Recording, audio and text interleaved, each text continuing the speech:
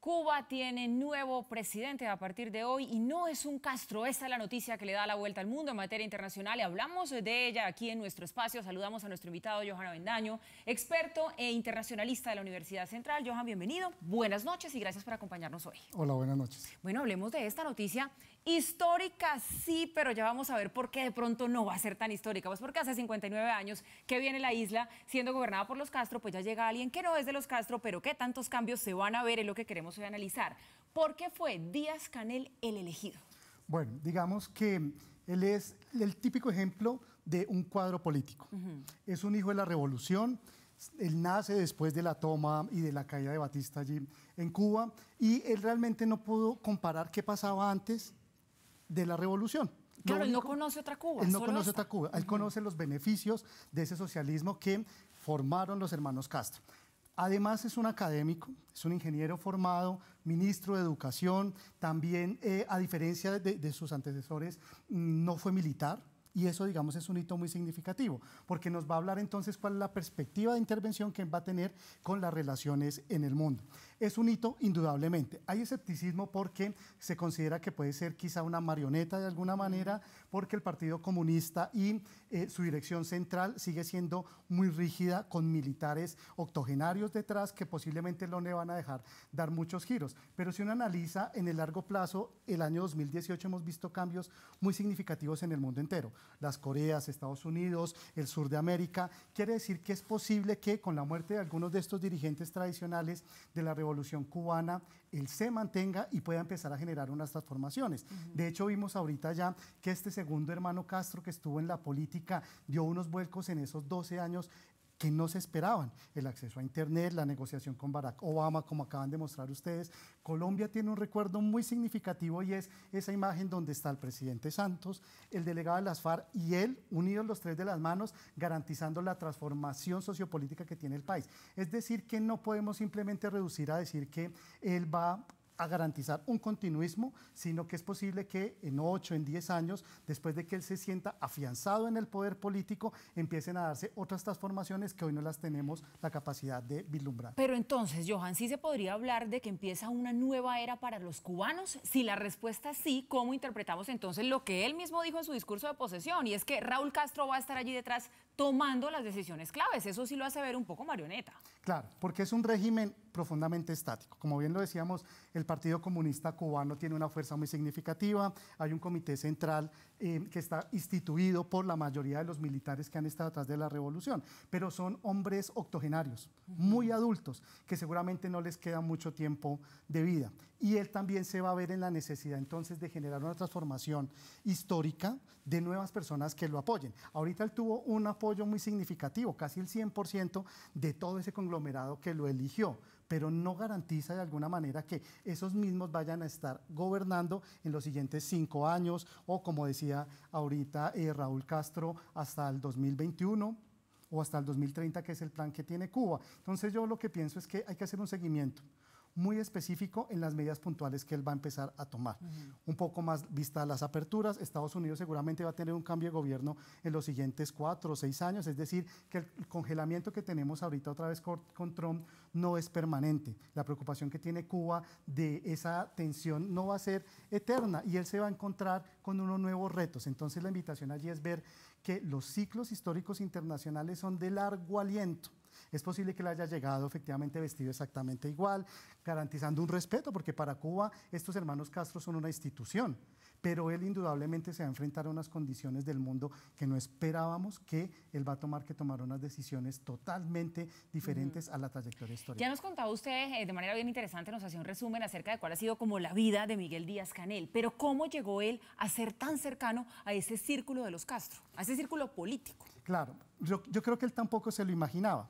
Efectivamente, al interior se manifiesta que hay muchas tensiones y era previsible que hubiesen otras personas muchísimo más mayores, incluso militares, que estuvieran allí. ¿Cómo empieza a afianzarse? Porque él empieza a tener una vida dual. Por el camino académico, siendo profesor, ingeniero, pero de alguna manera empieza a formarse como un cuadro político al interior del Partido Comunista.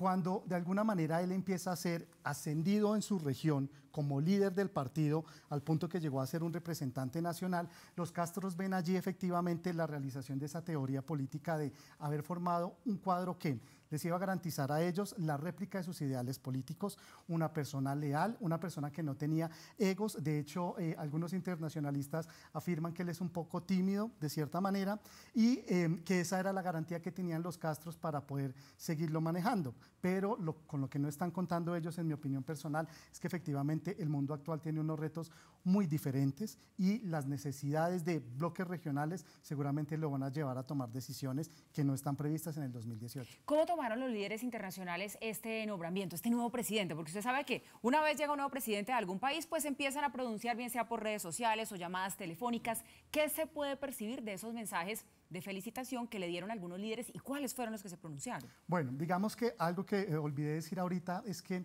este hombre, Miguel Díaz, tuvo una cercanía, por ejemplo, con la revolución en Centroamérica. Entonces, por eso vemos que muchos de los líderes centroamericanos que tienen esta herencia socialista fueron los primeros que se acercaron a darle una felicitación. Él estuvo en Nicaragua, de hecho, con toda esta transición sandinista. Entonces, lo que estamos viendo es una alianza nueva que se presenta porque se está revitalizando la posibilidad de accederse a bloques regionales. Así como aquí nosotros tenemos, digamos, en Sudamérica muy marcada la tendencia izquierda-derecha, en Centroamérica en este momento empieza a jugar un rol supremamente importante.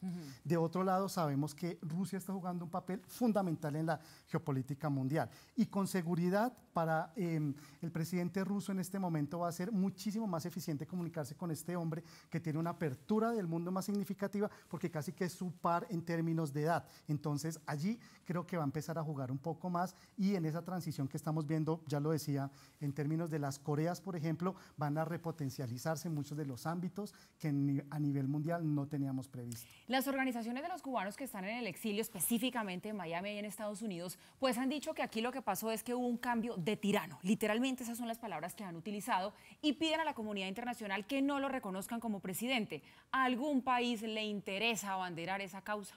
No, yo creo que no. Indudablemente es legítimo el llamado que hacen los cubanos que están allí en Miami. Ellos llevan una lucha de los últimos también casi 60 años por que el régimen caiga y siempre van a estar en oposición a cualquier medida que se tome. Ellos lo que están pidiendo efectivamente es que haya un proceso democrático abierto y no como el que tenemos ahorita con Miguel, que efectivamente fue el único candidato y no había otra opción. Entonces, yo lo que veo en este momento es que ningún presidente, con excepción de Trump, va a salir públicamente a estigmatizar la elección. Fue legítima, como ya lo decíamos, claro. 603 votos que tuvo, solamente tuvo un voto negativo, una abstención que podría denominarse así, es decir, que tiene un respaldo muy importante del pueblo cubano, que es lo que ellos necesitan, de alguna manera. Creo que la preocupación que él tiene ahorita es esperar los efectos de ese cierre económico, ver cómo renegocia, y yo estoy pensando claramente que Rusia va a empezar a tener un acercamiento muy significativo y las condiciones sociales progresivamente van a venir cambiando. Y eso es interesante lo que usted está diciendo, porque entonces hay que tener la lupa puesta, significa también que Rusia se sigue acercando mucho más a la región. Yo lo veo a usted bastante optimista con lo que va a pasar con Díaz-Canel y me parece interesante, se lo tengo que decir, porque lo que uno ha leído todo el día, que opina la gente, que dicen unos otros, es que esto es más de lo mismo y usted tiene otra teoría y creo que eso nos pone a pensar. Pero cuando uno escucha el discurso de Díaz-Canel, ya nos explicó usted por qué fue tan claro en decir que él va a ser la continuidad de toda esta revolución de los Castro, uno se pregunta, ¿los cubanos se acostumbraron a vivir así? Sí, creo que tú resumes de una manera muy eficiente la realidad cubana en este momento. Esas personas que creyeron en el sueño de la revolución, muchas ya han muerto. El resto de la población cubana son personas muy similares al estereotipo de Díaz-Canel. Son personas que no pueden hacer una comparación de antes de Cuba y solamente conocen esa realidad. ¿Cuál ha sido el único acercamiento que ha habido? El acceso a Internet regulado, por ejemplo, o la llegada de turistas de diferentes partes del mundo. Pero aún así creo que hay unas realidades que a Cuba le siguen llamando la atención. Hay cubrimiento de pronto no tan eficiente, pero sí muy significativo en términos de salud y educación. Cuando ellos salen al mundo y dicen, pero es que mire, aquí en Colombia, por ejemplo, los sistemas educativos son de un costo muy alto, acceder a un sistema de salud significativo implica que uno realice unos costos muy grandes, le pone a pensar a ellos, bueno, el régimen nos está coartando libertades, es real. Cuba tiene unos problemas de libertades y derechos humanos muy complicados, pero de alguna manera u otra ha intentado garantizar las condiciones básicas. Y nadie puede negar que con el bloqueo norteamericano las condiciones de Cuba se convirtieron en una condición mucho más grave. Querría decir que la causa del problema social que tiene Cuba en este momento, además quizá de la terquedad del sistema en sí mismo, es el bloqueo norteamericano. Es decir, que la situación negativa social que tiene Cuba es producto de una condición externa internacional y no del modelo en sí mismo. Claro, como no vivimos allí, nosotros no podemos decir hasta qué punto tanto tiene de cierto esto o no. Pues bastante interesante todo lo que se teje, ya lo escuchan ustedes, alrededor de la llegada de un nuevo presidente a Cuba. Johan Avendaño, experto internacionalista de la Universidad Central, le damos las gracias por estos minutos que hoy nos ha dedicado aquí en Red Más Internacional a explicarnos un poco qué puede venir y qué puede pasar. Buenas noches. Igualmente, buenas noches.